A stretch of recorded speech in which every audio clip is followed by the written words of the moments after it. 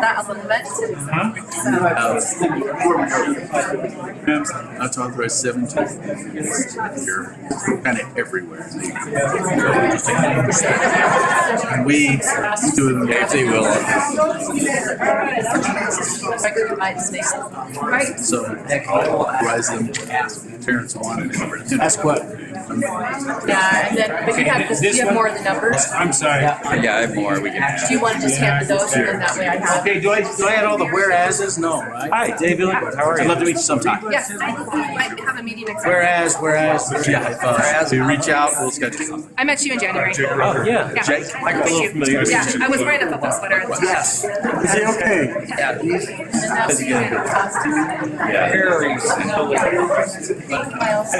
So I'm driving today. I'm driving about 100 miles an hour. You must have tried to catch me or leave me, but that's all I hadn't talked to you for a long time. Since he and I disagreed on global warming, I just said, I'm just getting my head blooded here. We're never going to agree. We'll always have a polite conversation. We always do. He and I always do. But I just wanted to ask if this was okay. Oh, yeah. Better, continually improving. Nice time. Hard to ask. It's a,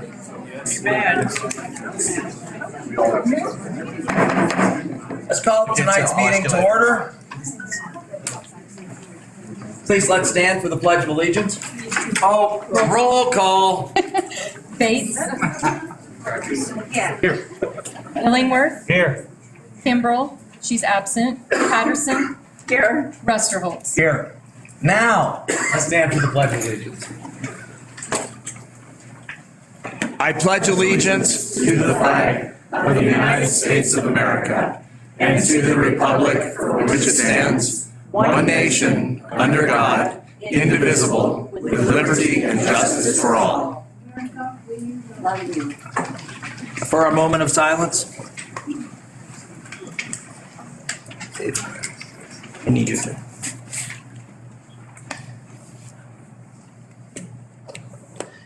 Ladies and gentlemen, Mr. Rusterholz is losing his voice, so he's asked me to read the preamble to the Constitution for the Constitution of Colorado to be followed by a moment of silence. So, we, the people of Colorado, with profound reverence for the supreme ruler of the universe, in order to form a more independent and perfect government, establish justice, ensure tranquility, provide for the common defense, promote the general welfare, and secure the blessings of liberty to ourselves and our posterity, do ordain and establish this Constitution for the state of Colorado. And please observe a moment of silence.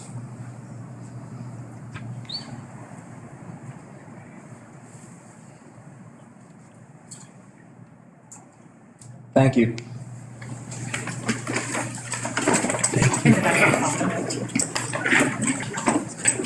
May I have a motion for approval of tonight's agenda? So moved. Second. Roll call. Bates. Here. This is an aye. Now you're on the ayes. Illingworth. Aye. Patterson. Aye. Rusterholz. Aye. This evening for public comment. You have that, David? Oh, I don't have that special thing. Okay. Some of the guidelines for public comment tonight. Individuals will be limited to 3 minutes each, with 30 minutes total for public comment. Names submitted prior to the start of the meeting will be randomly selected. Any additional minutes during the allotted time for public comment shall be contributed to additional commenters. Any commenters not allowed adequate time due to the time limit are kindly requested to email the Board of Education or the interim superintendent. We would also appreciate if public comments could be related to our agenda items. Kelly, first in the basket. Number 20, Nate Owen.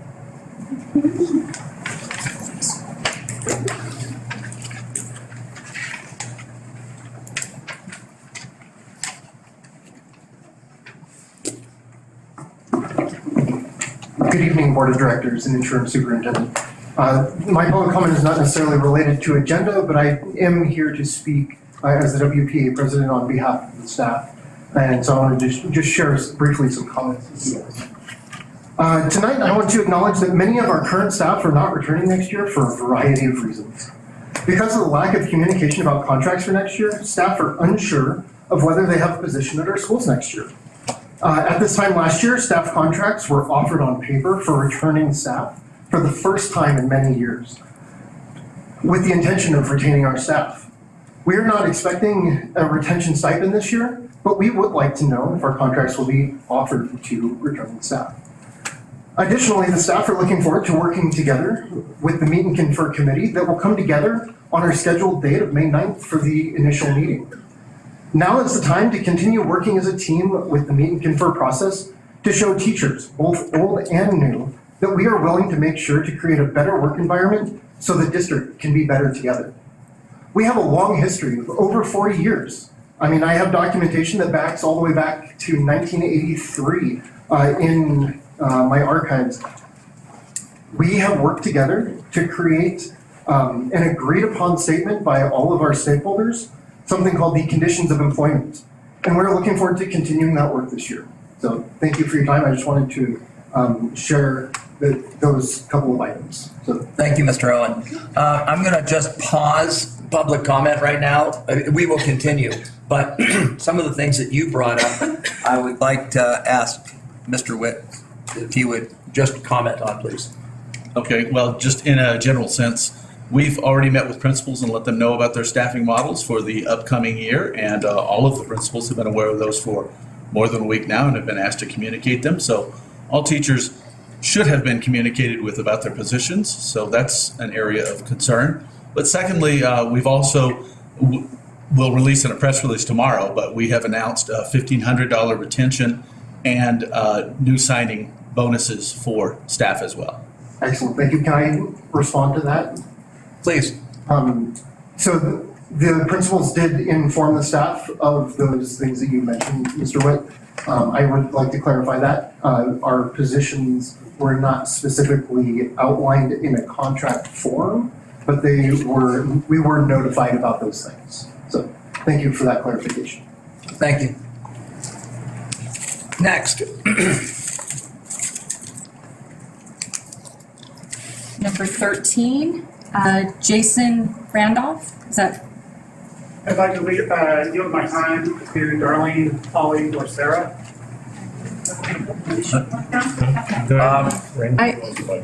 What? Draw another name. Yeah. Yeah, we, Just another one, because that's really not fair.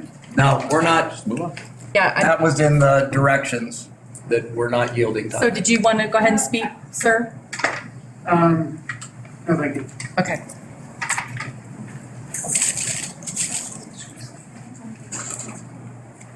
All right, number 7, Deb Bruner.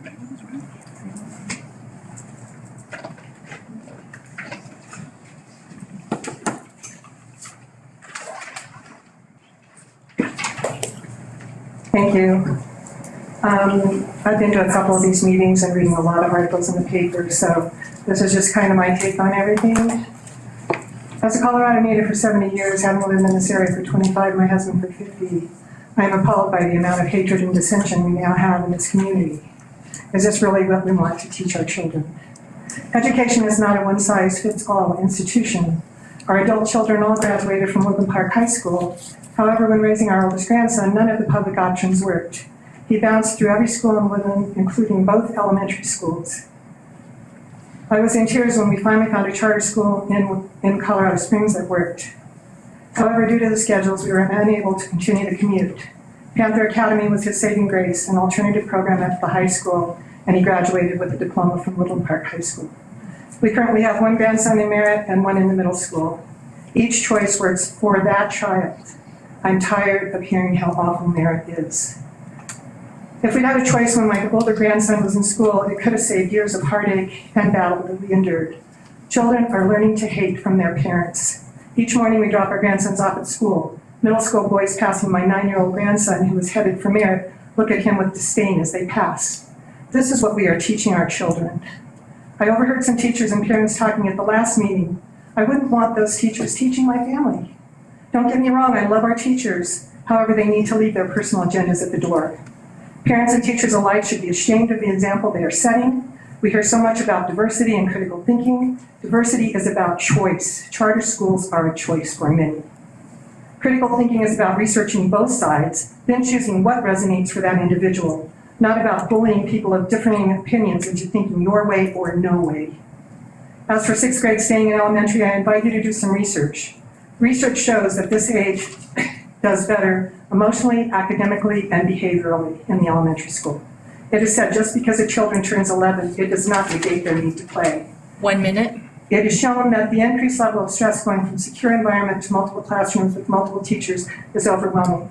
Test scores drop significantly, children struggle emotionally, some exhibit behavioral problems that are known to continue throughout education. For those concerned about bullying, this is a huge reality in middle school. Our girls have shared this was an extremely scary time for them. Middle school was not always a thing. It was put in place when the population of children grew exponentially. It became an economic way to house all the additional students. With student populations dropping off significantly, more educational choices, and many schools operating at half capacity, the climate has shifted. It is common sense to address this change by utilizing the resources we already have. And this is nationwide, not just here. We hear over and over again that Whit is not fit to be superintendent because he lacks a degree in public education. If what I overheard from some teachers at last month's meeting is an example of a degree in education, as well as maturity level of said teachers, then I, for one, am glad he does not. It makes it possible for him to lend a broader perspective to the system. Time. Rather than hating the current board, realize they are trying to do what works for an entire community, not just a self-appointed group of people who think they know what's best for everyone. Again, education is not a one-size-fits-all.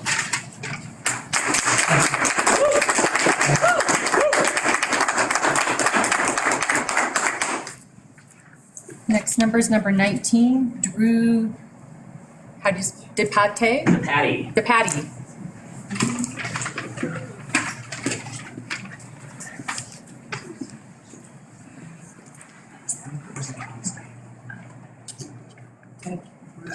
Thank you to the board for your honorable and distinguished service. As I've sat here over the past several months and observed a small group of political activists who claim to be teachers divide our community, I cannot help but wonder what their fate would be if they were not protected by the rich and powerful teachers unions and their deep-pocketed. No more laughing or things like that. No interrupting our speakers, whether you're for them, against them. Please, let's be polite and have proper decorum. If they were not protected by the rich and powerful teachers unions and their deep-pocketed bosses and lawyers. Imagine for a moment a group of people who get together and decide to call in sick to work, like petulant little children. Now imagine that group was in charge of teaching your children.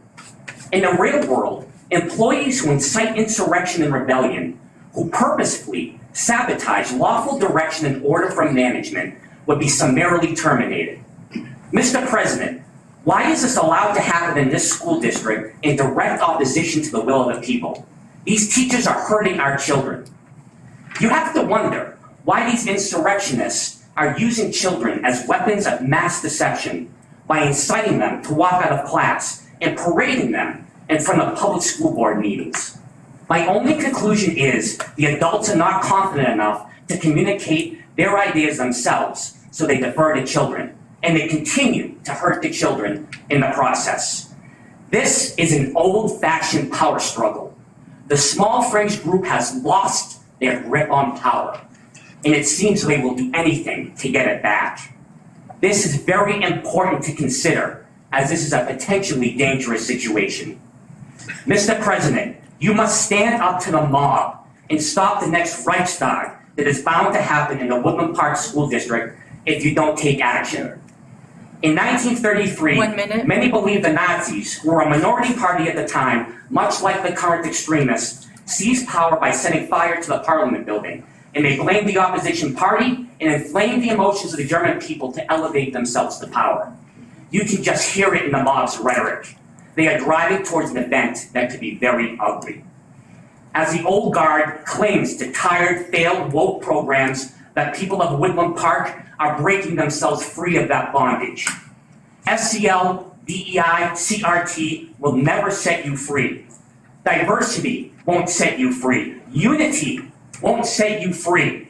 Becoming, which is written all over these walls, won't set you free. And dare I say, love won't set you free. As Jesus said in John 8:31-32, if you abide in my word, then you are my disciples indeed. I thought Jesus. And you shall know the truth, and the truth shall set you free. Time. Thank you, Mr. President.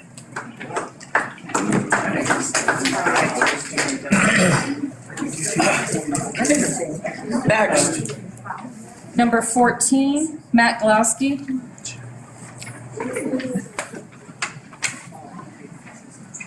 Hello, my name is Matt Pulowski. A board member recently called me a radical extremist on the fringe. I'm just a pissed off parent, and I'm one of many. It's not just teachers that you're hearing about. So 3 minutes is not a lot of time. Let me cut to the chase. I want to share a sample with you today, some of the things we've learned about this board and its actions. These are things we would not have known if not for the Colorado Open Records Act, or CORA. We learned that our last superintendent, the board paid him $275,000 to leave. We learned that we currently spend over $11,000 a month on legal fees. Last month was over $28,000. Previous boards did a much better job of managing that. We learned that board directors use personal email accounts for district business.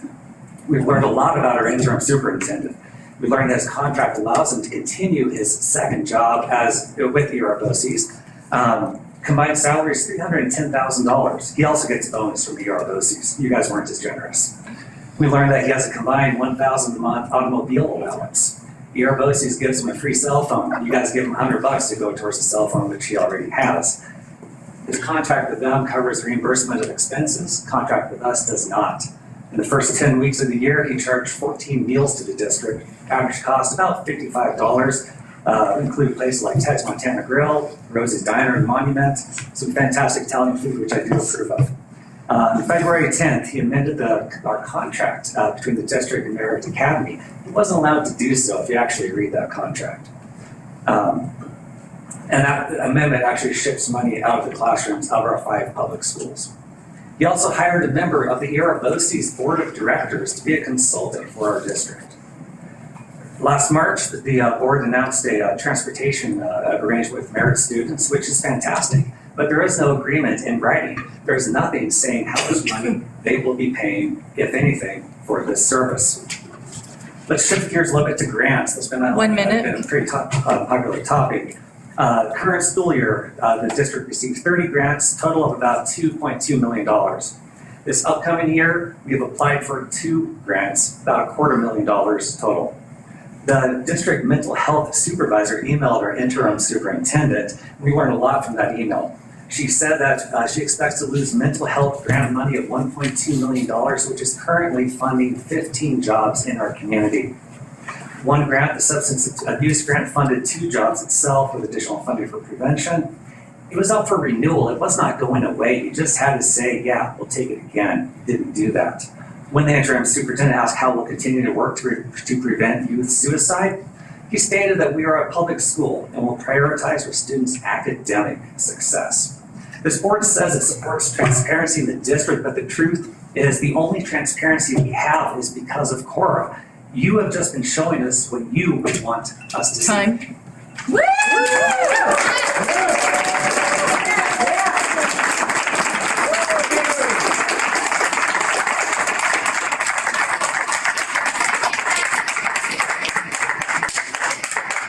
Next, number 16, Ashley Shields.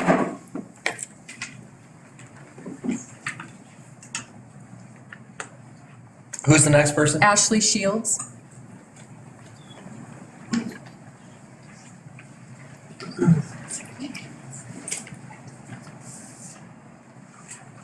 Please hold while I get situated here. So tonight, the Woodland Park School Board will be presenting a resolution opposing legislation that will provide critical mental health screening for students in 6th through 12th grades and to provide the help that they need before a crisis arises. As a community member, a representative of the Teller County Mental Health Alliance, and I've worked with multi-system involved youth in this district, access to safe and affordable mental health care, especially for students that have experienced trauma and or don't have the support they need at home, has made all the difference in their success later in life. Mental health support in the school specifically has been crucial in preventing crisis situations and youth suicides.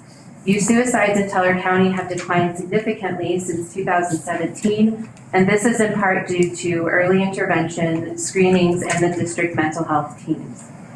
When youth experience mental health challenges, it can affect their performance at school, their relationships with their parents, teachers, friends, and family, and their health and safety. Screenings help identify needs quickly and are key to helping youth before their problems become more serious. One of the best ways to get youth help early is to provide screenings where they are, which is in school. Screenings from vision and hearing to mental health are critical tools for identifying youth who may need more support. Just as early identification of vision challenges can lead to the simple but life-changing intervention of glasses, the early identification of mental health struggles can lead to more support for a youth with challenges or life-saving care for a student with more acute needs. Screenings are not a diagnosis, they're merely an opportunity to spot a student who may be at risk. They help parents and teachers notice problems early. Other preventative school screenings, such as for hearing, vision, and scoliosis, equip parents and schools with the information that they need to help children. The same is true for mental health screenings. Like many other health conditions, when we get help early, outcomes are better and lives are saved. This House bill requires notification that parents have the right to opt out of screening and complies with all existing Colorado law around age of consent. This bill doesn't take away parents' rights, it works alongside them. And it isn't about imposing treatment, it's about providing information and options. Screening offers a way to shine a light on students whose challenges may not be evident, and for schools and parents to work together to offer support before it's too late. Suicide is a leading cause of death for Colorado's youth and young adults. The encouraging news is that there are many effective suicide prevention programs that can bring hope, connectedness, and recovery to young people struggling with thoughts of suicide. This includes screenings, education, and breaking down barriers to access to services and is key to keeping youth suicides down in Teller County.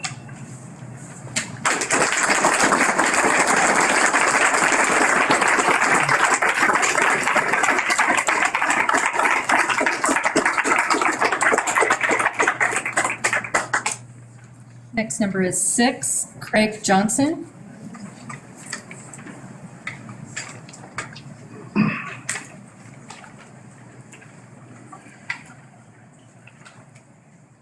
Thank you for your time. I'm a pro-life, gun-loving native of Woodland Park, and I stand against the actions of this board and superintendent. I have 5 kids who are students in this district. One of them is a high schooler who is a varsity athlete, a member of Beta Club, and finished the previous school year with a GPA that placed her in the top 10% of her class. I have another student who is supposed to start at the middle school next year, is on an ALP, and is in the gifted and talented program for both math and reading. I have another who has an autism diagnosis and is thriving on an IEP with the support of numerous staff members. Yes, even a mental health professional and social worker. The amazing teachers and staff in these schools have consistently met the unique needs of all of my children. This board handpicked a sole, poorly qualified candidate for superintendent by most any other district standards to push its agenda. A man who was recalled and booted out of another district school board. A superintendent who rules with fear, retribution, and views my children as a commodity in his business. One who is only required to work part-time hours and still benefit from a pay increase over the previous superintendents who were more qualified and contractually obligated to work full-time hours in his same position. My tax dollars are paying more for less. As this community covers from recent familial homicides directly affecting our children and educators, the response of this superintendent, handpicked by this board, was to mock those who questioned him on the decision to revoke future grant-funded mental health services, asserting that the professionals employed by the district at the time of those tragedies were unable to prevent them from occurring. I'm afraid you missed the point, Mr. Witt. What about the 13-year-old who hung himself under the stairs? Or the elementary school-aged child reeling after first responders desperately tried to save the life of his developmentally delayed brother who later died? Or the homeless camp surrounded by trash and drug paraphernalia. 1 minute. Occupied by a family with school-aged children. How about the home with frequent incidences of domestic violence with kids that are powerlessly left to watch, to suffer in silence? What about the middle schooler who has been repeatedly molested by a family member since she was in elementary school? Unfortunately, that's part of the real world. These kids need to know that there is someone who is trained and educated to be there for them. You're taking away so much of that grant-funded service. Why? The board president recently briefly excused himself from his position to address the public and ascribed to himself the Christian attributes of forgiveness, mercy, grace, faith, hope, peace, being able to quickly forgive and not hold grudges, and to show love to others. Tell that to the teachers. How can we expect children to thrive under the workplace conditions their teachers have been subjected to? Recently, my wife and I registered all 5 of our children in a different district, something we never thought we would do. And later, when you screw 2 more sentences. When you skew the enrollment numbers to make an argument for taking away resources from the other schools to give priority to merit, remember, my kids aren't leaving the district because of the schools they're in.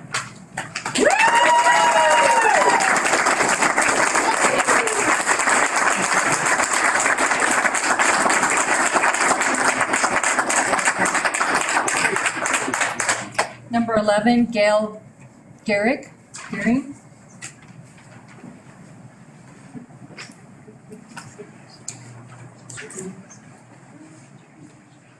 Because I wear a mask for health reasons, may I have somebody else read this? I'll do it if you don't want. Don't kill the messenger. You don't know what you're getting yourself into, Michael. School board comments today. Hello, Mr. Rusterholz. Other board members, thank you for allowing me to speak here. I don't need a mic. No one's ever asked me to talk louder.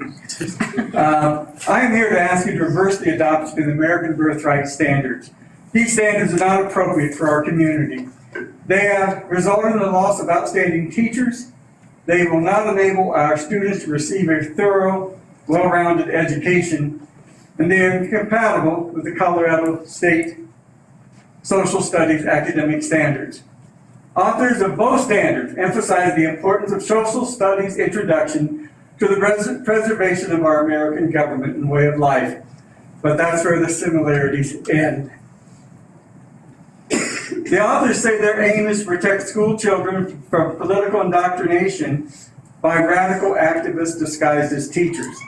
They claim, without any evidence, the warping of American social studies instruction has created a core of activists dedicated to the overthrow of America and its freedom. Yet in 2017, the Woodland Park High School government teacher was honored by the local VFW chapter for his outstanding commitment to teaching Americanism and patriotism to our students.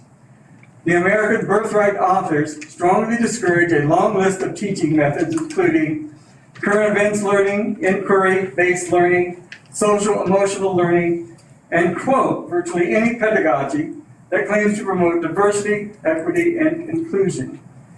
These teaching methods, as well as the requirements to teach about the history, culture, and social contributions of minority groups, are embedded in the Colorado academic standards, which emphasizes teaching critical thinking, self-reasoning, problem-solving, collaboration, and research. As recently as 2 weeks ago, the same teacher I previously mentioned was complimented by the Teller County clerk and recorder for encouraging students to register to vote and serve as election judges.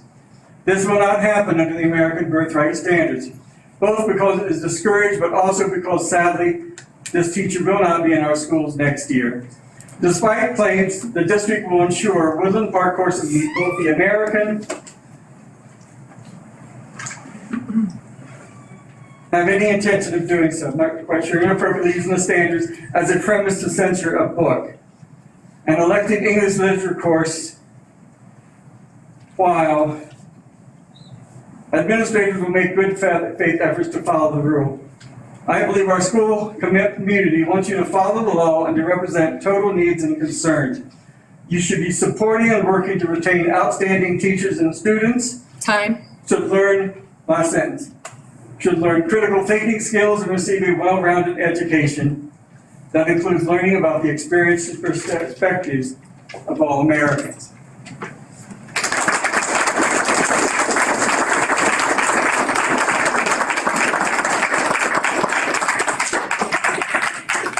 Next number is number 8, Kersheed Rogers. I'm just gonna give up my time because there's so many people that I've spoken to before. Okay, I'll draw another number.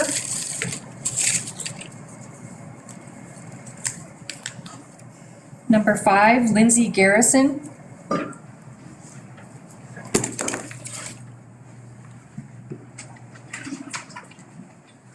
Good evening. My name is Lindsay Garrison. I'm a parent of a 5th grader and a 7th grader, and I am also a Woodland Park High School alumni. I want to talk today about mental health. It's something that our family takes very seriously and that we feel is very important. I think I can confidently say that there isn't a single person in this room that hasn't been affected by mental health in some regard.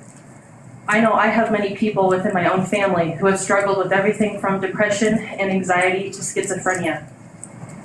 I want to tell you a very personal story. My sister-in-law has struggled with her mental health for her entire life. About 8 years ago, she became suicidal. She went to her local hardware store where she purchased lighter fluid.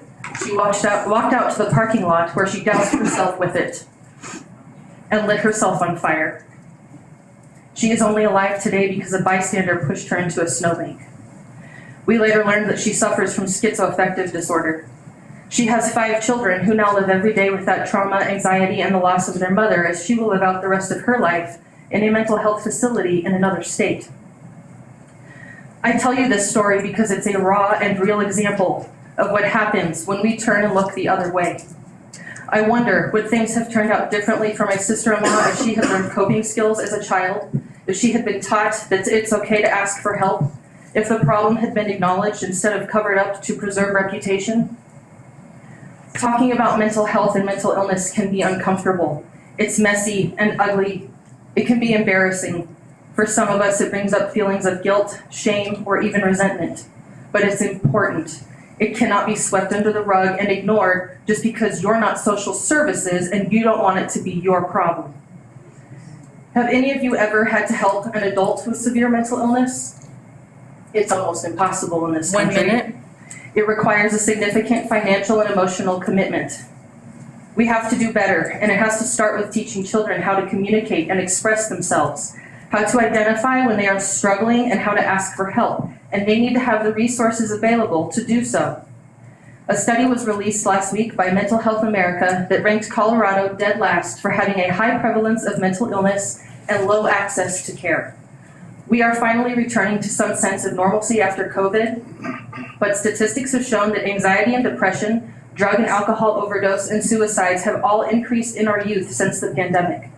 Children's Hospital Colorado reports a 74% increase in patients in their emergency departments. Now is not the time to be turning down grants or funding because of strings attached or because they are temporary. It is not the time to be cutting counselors, social workers, and wellness coaches. It is not the time to get rid of social emotional learning, which helps children to learn coping skills, how to manage their emotions, and how to have healthy and positive relationships. My own child has benefited from these resources being available. I realize providing these resources come at no small expense, but the cost of not providing them may be someone's life. You have set the stage in this community for a tragedy to occur. It's not a matter of if, it's a matter of when.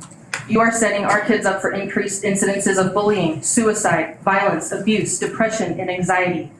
When that failure occurs, I have one more paragraph. I would like to finish, please. You may. Thank you. When that failure occurs, the finger of blame will be pointed at you. These are not problems that can be solved with police presence and armed security. I know this falls on your deaf ears. I know you won't change your minds because it won't be in line with your agenda, and you will go on to oppose the school mental health assessment bill tonight. I want to be very clear when I say that the staff and teachers in our schools have never failed our family, but this board and superintendent have failed us again and again. I'm done with your constant blaming and unwarranted attacks on our teachers and staff, accusing teachers of indoctrinating children while you seek to indoctrinate them with your own radical ideologies, your unaccredited curriculum standards, your false narratives about sex and racism, your condescending communication with parents, the fact that you clearly don't care about our children, your fiscal irresponsibility, and the stressful and divisive environment you have created. My children will no longer be pawns in your political Please finish game. up. Thank you. I am almost done. Your vice president got over 7 minutes last week at city council. I can finish. Ma'am? Let's have regular. My children will no longer be pawns in your political game, and sadly, you have pushed us to choice our children out of the Woodland Park School District for the 2023-24 school year.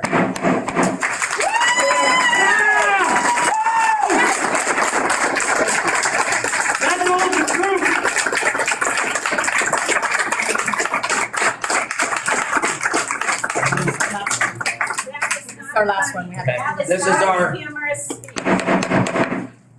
you have an opportunity when you get here. Please, use proper decorum. This will be the last one with our time, and I want to thank those that signed up that don't get the opportunity to speak.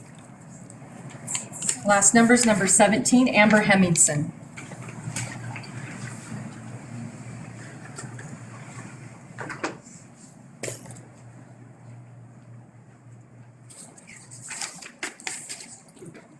My name is Amber Hemmingson. I'm a 6th grade teacher and a parent of a WPSD graduate and 2 current students. Tonight I wanted to talk about a Bible verse from James 1:27, which says, "Religion that God our Father accepts as pure and faultless is this, to look after orphans and widows in their distress, and to keep oneself from being polluted by the world." When my husband was diagnosed with stage 4 cancer in 2019, I had to explain to my 6th grade students why I might be missing from school unexpectedly. Do you know how to talk about cancer with a room full of 11-year-olds? I did not know. But I received support from Josh Schmidt, our excellent, caring, professional restorative practices facilitator. Josh cared for me in my distress. On March 17th, 2020, I became a widow and my 3 children became orphans. Our loss happened 4 days after the school district shut down for COVID, so we were isolated in our grief for several months. During that time, our superintendent, Steve Wolf, brought a homemade meal to our front door. He looked after a widow and orphans in their distress. When school reopened in the fall, my daughter ended up in the opposite cohort from her best friend. She experienced depression, anxiety, and continued isolation. She made a plan for suicide. Instead of facing a room full of strangers in the cafeteria, she hid in the bathroom and cried during her lunchtime. An incredibly caring teacher named Sarah Lee heard my child's cries and rescued her, making sure that my child had a safe place in the library to eat lunch. Sarah Lee looked after an orphan in her distress. A while later, an issue related to grades caused a massive spike in my daughter's anxiety. As a widowed, overwhelmed single mother, I didn't know what to do. I called her math teacher, Nate Owen, and I'm embarrassed to say that I screamed and sobbed over the phone to this man I barely knew. But Nate responded with compassion. He said, "I see you, I hear you, what can we do to help?" Nate Owen looked after a widow in her distress. After my husband's death, I also struggled with depression. Although I met with a grief counselor, I needed people to help me process my feelings. I met frequently with Penny Vetter, our staff wellness coach. She helped me work through the challenges of being a single working mother of 3 teenagers.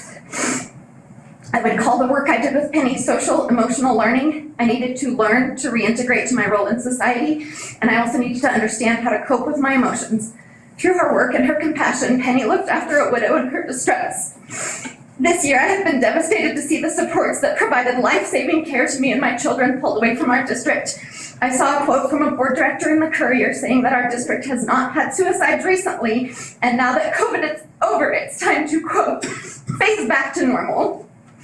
I would like to know from the board when they expect that cancer will be over and when my children will be expected to phase back to normal. Some parents do not want social emotional learning and should be free to opt their students out. My students desperately need the support, and I would like to know how I will be how it will be possible for me to opt in. Many of the staff members I mentioned will not be with the district moving forward, and there are dozens more people that I do not have time to mention by name. These selfless WPSD employees cared for orphans and widows in their distress. Will you look after orphans and widows in their distress, or will Christ say to you, as he said in Matthew 25:45, whatever you did not do for the least of these, you did not do for me?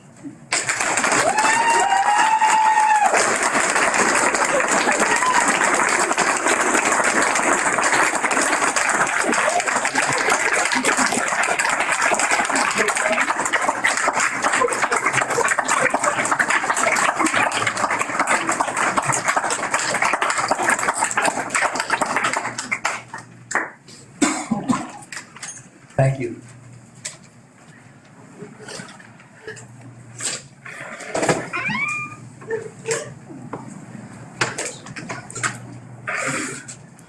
We'll move on to Roman numeral 5, our consent agenda. And I'd like to ask for a motion for approval of our consent agenda. So moved. Second. Second. Roll call. Bates. Illingworth. Aye. Patterson. Aye. Rusterholz. Aye. Director Rusterholz? Yes. I have one moment of personal privilege. Yes. Given that it's on the consent agenda, personnel, I'd like to recognize a couple of personnel. Number one, I'd like to recognize Bill Phelan and his promotion to principal of Woodland Park Middle School next year. I believe Bill is with us. Can you wave, Bill?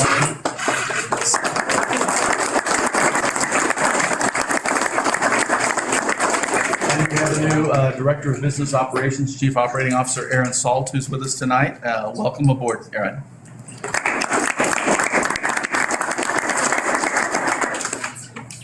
Anything else? Thank you. Okay, thank you. On to our action item, Roman numeral 6. We will have next the second reading and approval of Board Governance Policy GP9, development of new board policy. Superintendent Witt. Yes, as this is the second reading, there was a very modest change to this policy last month proposed, and that is simply to say that after the second reading and in the same meeting, upon motion and second, the policy may be adopted with or without amendments by approval of a majority of the board. That was the intent of the policy, but there was some discussion around that maybe it wasn't clear, so we added those words. That's the only change, and no change was requested after the first reading. So it's offered as presented in the first reading. Is there any discussion? Being no discussion, may I have a motion? Motion to approve. Second? Second. Roll call? Bates. Aye. Illingworth. Aye. Patterson. Aye. Rusterholz. Aye. Moving on to B, Resolution for Teacher Appreciation Week. Vice President Illingworth, will you please read that? No. Mr. Bates, will you please read that? Thank you. Whereas teachers mold future citizens through guidance and education, and whereas teachers encounter students of widely differing backgrounds, and whereas our country's future depends upon providing quality education to all students, and whereas teachers spend countless hours preparing lessons, evaluating progress, counseling and coaching students, and performing community service, and whereas our community recognizes and supports its teachers in educating the children of this community. Now, therefore, be it resolved, we, the members of the Board of Education of Woodland Park School District RE2, proclaim May 8th through 12th, 2023 as Teacher Appreciation Week, and be it further realized that the Woodland Park School District RE2 strongly encourages all members of our community to join in personally expressing appreciation to our teachers for their dedication and devotion to their work. Thank you. May I have a motion to approve resolution as read, declaring May 8th through 12th, 2023 as Teacher Appreciation Week? So moved. Have a second. Second. Roll call. Bates. Aye. Illingworth. Aye. Patterson. Aye. Rusterholz. Aye. Letter C, redistricting. Superintendent Witt. Yes, last month we discussed the need for redistricting of director districts. This month we bring forward a map. How do we display that? Okay, no worries. For that redistricting, the criteria for redistricting, the three priorities used were, number one, roughly equal population in each district, statutory requirement. Number two, well-consolidated district boundaries that reflect current geographic clusters as much as possible. Compactness is also required. And number three, preservation of current director-resident districts. We did involve legal counsel in preparing this, and they're here if there are questions. A couple of things that I'd like to point out. The first is these are director districts, not articulation districts for your students. Our articulation districts for which school a student would normally go to for among our three elementaries has not changed. That map will stay on the website. It will stay the same. This is the director districts for purpose of elections. The director must live in, the three directors that are within a district must live each in one of these three districts. And then we have two at-large directors as well. So that is all this impacts. The second thing I would point out for the board is while the lines are drawn clearly according to precinct boundaries, which is the information we get from the county for population to make certain that the population is equal, roughly equal in each of the districts, we don't have the street name description quite yet. It wasn't available from the county by time for this meeting, so we will have a street level street map with this drawing on it very shortly. But we don't have it by street name presently. We have it by precinct boundaries clearly drawn on the map. It won't change. We'll just name the streets. Any discussion? If we could flip for one moment to the other map, I just want to make it clear. This is the old map for school articulation, but it was also the director district map before. I want to point out that they will now be different. So we'll make certain that that's clear on the school website, and we'll update the district website. We'll update the school diagram here with updated street names, etc. As we know, this has gotten a little old. But again, the school articulation map does not change for which elementary school students go to. The other map, if we go back to it, defines where the districts that directors must live in, which ones in which they must live to run for office. Any questions? Any questions?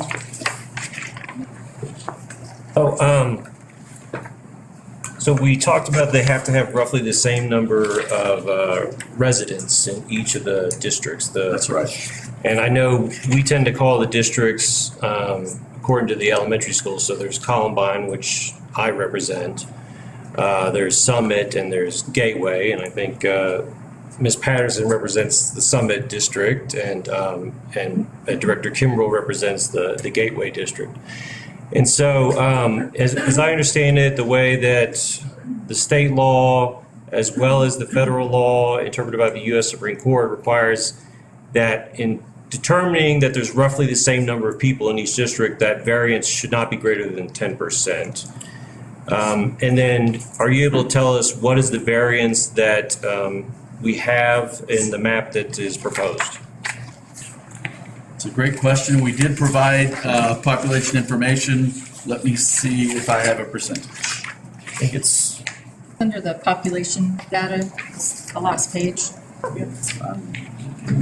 I'm not seeing percentage. Is it right here? Yeah, it'll say. Oh, there it is.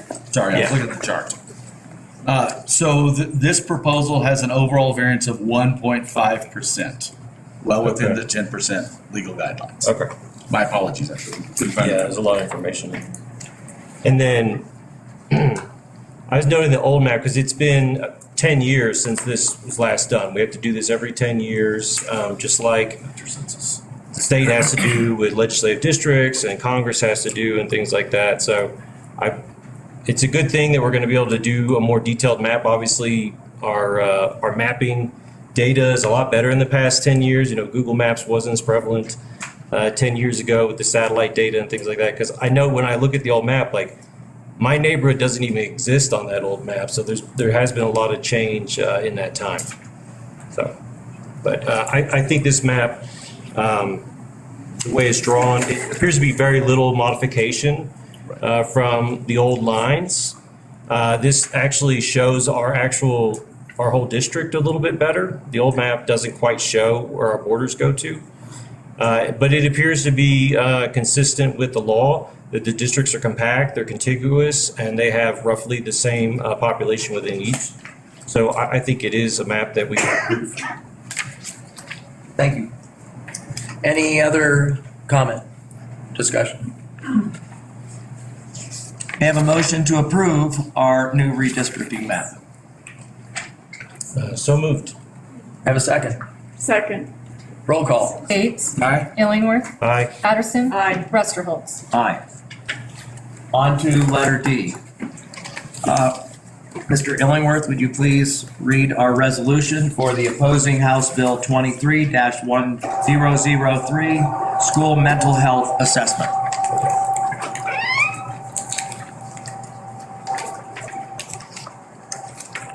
Thank you, President Rusterholz. Preamble. The Supreme Court has repeatedly held the right of parents to control and direct the education and upbringing of their own child to be a fundamental right protected under the 14th Amendment. This right is deeply rooted in this nation's history and tradition and implicit in the concept of ordered liberty. Whereas, this board affirms the Woodland Park Board of Education fully supports the right of parents to be the authority in the education of their children. Whereas, this board affirms it is the district's belief that it is the parents/guardian's right and responsibility to direct the upbringing and education of their children.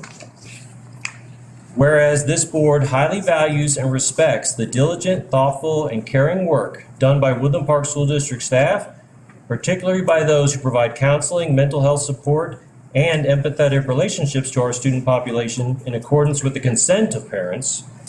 Whereas the safety and welfare of all children starts in the home, and parental involvement is a vital part of student mental health and physical health, as well as educational success. And whereas HB 23-1003 seeks to usurp parental guardian authority of their minor children by interposing the state as a surrogate decision maker, now be it resolved we, the Woodland Park Board of Education, do hereby oppose House Bill 23-1003, School Mental Health Assessment, and will opt out of this and any other bill or measure that violates parents' rights. Any discussion? I think that it's important that the parents are in charge of their children's education, personal instruction on conduct, and they are the ones who are in charge of their child's mental health. But I think that it's important that we also acknowledge that teachers and administration, they are also deeply involved with their students. They love their kids. When they see kids are in trouble, they're always helping them. But I think that it's important that we're taking this step, that the state is not in charge of the mental health of your children, my kids. You're in charge of that, and we partner with the parents to help them with theirs and stand behind the teachers to help them with that. So I think I really... So I'm very proud to be part of this. I think that this is a very important step. This is one more standing in the way of big government taking charge of your children and educating your kids. We're going to clear anyone who's interrupting, please. This is your last chance. No more interrupting. You have an opportunity to respond by any form of media. Not anymore. Not anymore. We've already had public comment. Which you ignored. Throw them out. So, any other comment? Well, David, I agree with everything you're saying. I also do think that it is important as a constitutional body to adopt resolutions of this type to help weigh into the legislature as they consider bills of this sort. It is important for them to hear from local officials as well as parents. So I think it's a good move to adopt this resolution. Any other discussion? Oh, I'm in agreement. Do I have a motion to accept? I move that we approve the resolution. Thank you. Do I have a second? Second. Roll call. Bates. Aye. Illingworth. Aye. Patterson. Aye. Rusterholz. Aye. Moving on. Where's the gavel for that? Yeah. Well, taking over our kids' choices. Great Good job. idea. You guys are doing great. Thank you. I appreciate it. On to number 7, discussion, information. A, overview of the 6th grade reconfiguration. Superintendent Witt. We've discussed in a couple of board meetings various planning around the 6th grade reconfiguration, but we wanted to provide some detail as we're beginning to work through that detail and some clarity on exactly how these changes affect the school district in a number of ways. Historically, 6th grade classes have been consolidated at a single site. In the coming fall, each of the 4 elementary schools will have a 6th grade. Each of the 4 elementary schools will have a 6th grade, increasing the educational choices for our families. Research shows that 6th grade academic performance is improved and behavior challenges are reduced in a K-6 environment. Parents will be able to choose to send 6th grade students to any of the 4 schools, including now more choice for those students who prefer Summit Learning Platform and those who prefer a school that does not use Summit Learning Platform. You have both choices. Teacher assignments have been determined to retain our 6th grade teachers with no licensing difficulties. There was some current concern expressed by that in the public, and we've had no issue there. 6th grade intramural sports and extracurricular activities details are being worked out now among the principals of each of the schools, and they're going to do some things together and some things individually to have additional enrichment opportunities in each of the elementary schools appropriate for the 6th grade cohort. The options will be communicated to families as soon as those details are completed for the upcoming year. Facility utilization, which has been a focus in figuring out how to maximize the return on our investments in terms of capital use here in the district, has been improved at all schools with this model. A study last year put our facilities utilization at an average of about 55% for our elementary schools. The K-6 configuration will lift this to over 60% utilization for each of the elementary schools, with universal pre-K, which we're also introducing this year across all of the elementary schools, probably taking us up close to 65% average utilization for the elementary facilities, while also giving us the much needed room at the middle school facility as well. So all around, we've increased choices for our families. We're working on the right enrichment opportunities to continue to serve 6th grade students. We've increased the academic potential for those students in terms of what research says for results. And we've significantly improved our facility utilization to continue to create capacity for growth. Thank you. Is there any discussion? I did have a question. Something else that I had received an email about was the use of lockers for the 6th graders, that they'd be able to use lockers if they were at the middle school or Merit, but they would not be able to do that at the elementary schools. Do you have anything to add on that? Are there going to be lockers at the elementary schools for 6th graders? There will be lockers for 6th graders. They're working out the details on that now, and we may end up having to do some construction, but there will be lockers for the students. Okay, and then the intramural and extracurriculars, is that like music and like sports programs that the 6th graders would normally get to participate in? And it sounds like we're going to make sure that that is going to continue, at least in large effect. Yes, so there will be additional extracurricular and enrichment opportunities for 6th graders. There'll be some shared music opportunity. It may involve going to the middle school once or twice a week, depending on where the school is located, or it may be local. There will continue to be some sports opportunities. They're working out how to do that intramurally, i.e. together as groups. But there will be art. I know that's another one of the programs that's been mapped out. So there'll continue to be such enrichment activities, although the exact detail on all of them have not yet been announced because teachers and resources have to be worked out. Okay, is that something that our elementary school principals are working together on with your team? They are. They've met together along with the middle school to figure out where the gaps are and how we can fill those gaps. Thank you. And are continuing to meet. It's not completed. Okay. Any other questions or discussion? Superintendent Witt, as I understand, and some of the things that has been sent to me for about education and where sixth graders have where's the sweet spot for them education-wise, it is remaining in elementary schools. It is quite recent that public school districts have moved sixth grade education into a middle school or junior high school, whatever. Can we talk about that at all? Were you able to address that at all?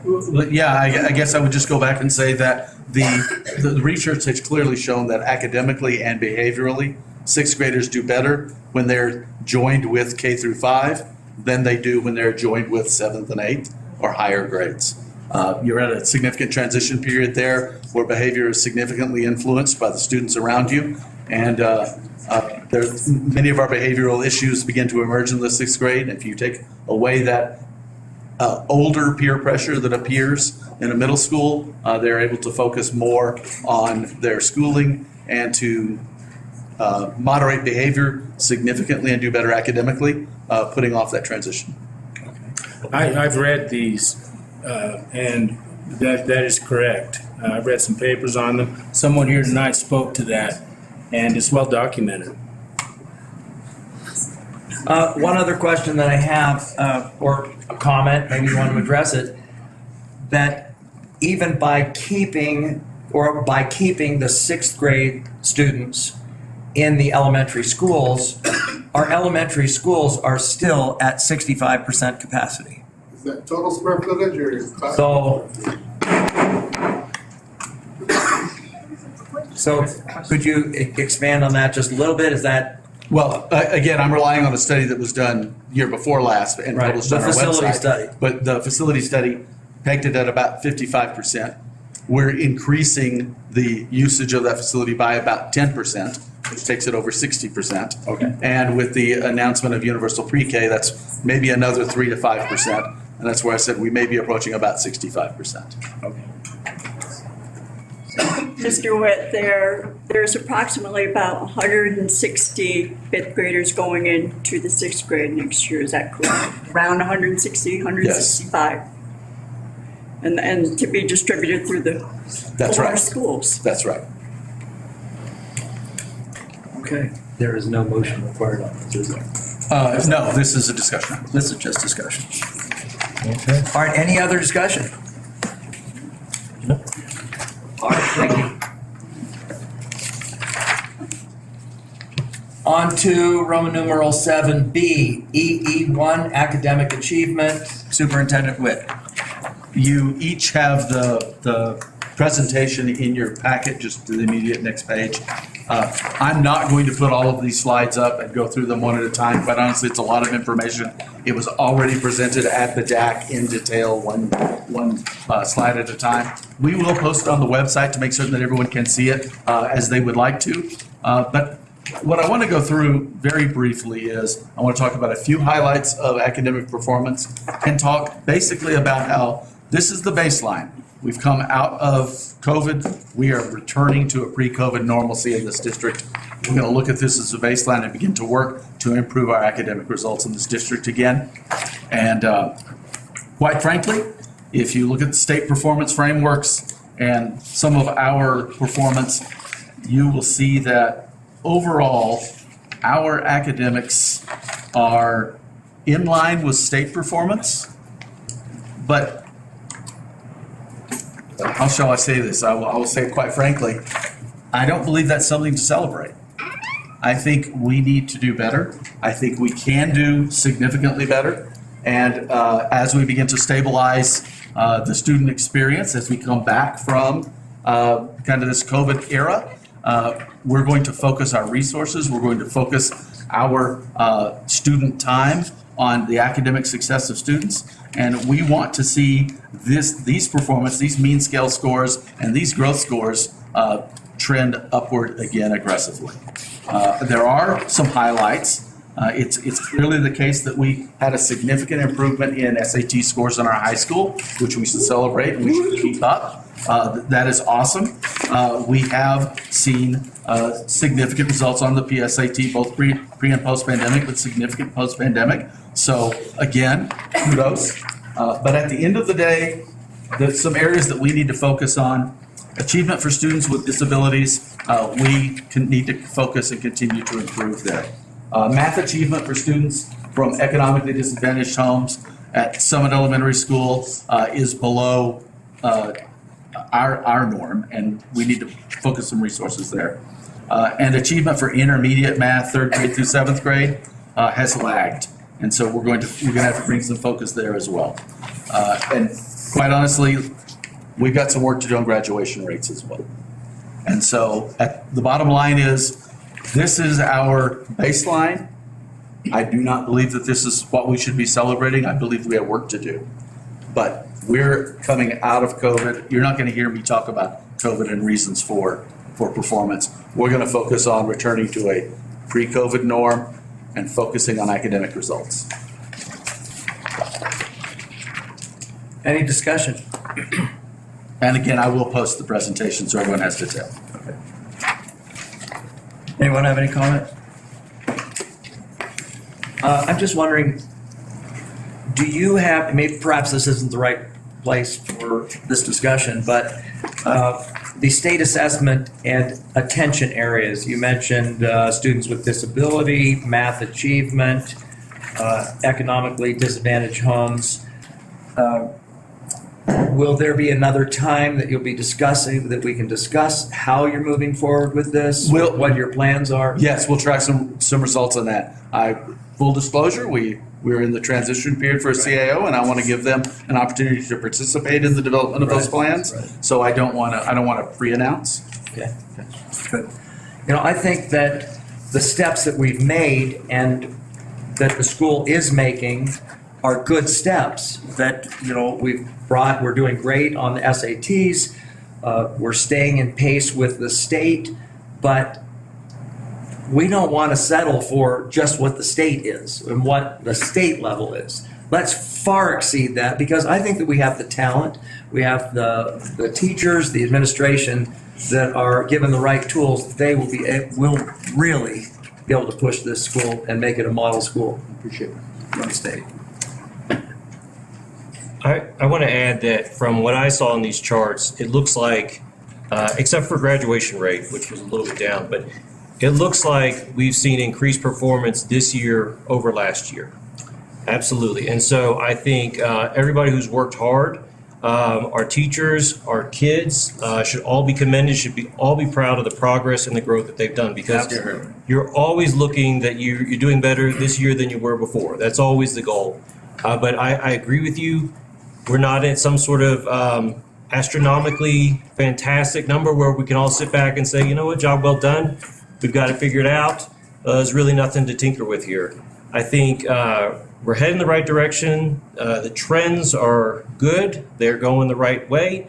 And so let's step on the accelerator. Let's continue to find ways to make sure that trend keeps going up and goes up at a sharper incline. So congratulations to our teachers, to our kids for how they've done. And let's keep aiming higher. So thank you. Thank you. Any other comment? I appreciate you saying that. Okay. Board of Education reports. Any of the directors have anything they'd like to comment on? This is just me repeating what Lindsay Prawl has been sending out, but it's been fantastic to see her press releases, and I saw that some of them were published in the Pikes Peak Courier today, that we had tremendous success. We've been having tremendous success all year with our students in both academic and athletic competitions. But most recently, we had several of our fantastic high school welders competing in the state level and doing extremely well, both individually and as a team. I understand they could be invited to go to nationals. We're trying to work that out and make sure that's something they can do, because it's not here in Colorado, right? That's right. Is it, where is it at, Georgia? I I do not know. I bet Lindsay knows, but, so congratulations to Mr. Adamson and to all his tremendous students. Thank you to all the members of the community who helped contribute resources and money to that class to help that team go. And clearly, we got some very talented students, and they are working hard and they are learning from the best. And so just congratulations to them. Also, I saw that Merritt Academy had a team compete in the Science Olympiad, and I believe their team placed 5th overall. And I saw it in the Courier. The interesting fact was it's the first time a Woodland Park school has placed at the state level since 1994. So congratulations to those students and those teachers over at Merritt Academy who worked together and were able to achieve at such a high level at the state. So fantastic work. Thank you.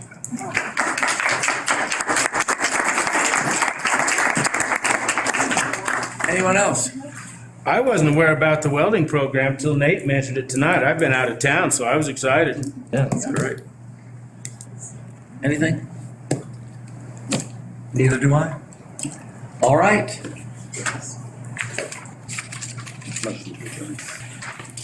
Do I have a motion to adjourn tonight's meeting? So moved. Second. Second. Roll call. Bates. Aye. Illingworth. Aye. Patterson. Aye. Rusterholz. Aye. Everyone, thank you for coming. The meeting is adjourned. Kelly, do you need me to sign that resolution? Yes, you need to sign both of them.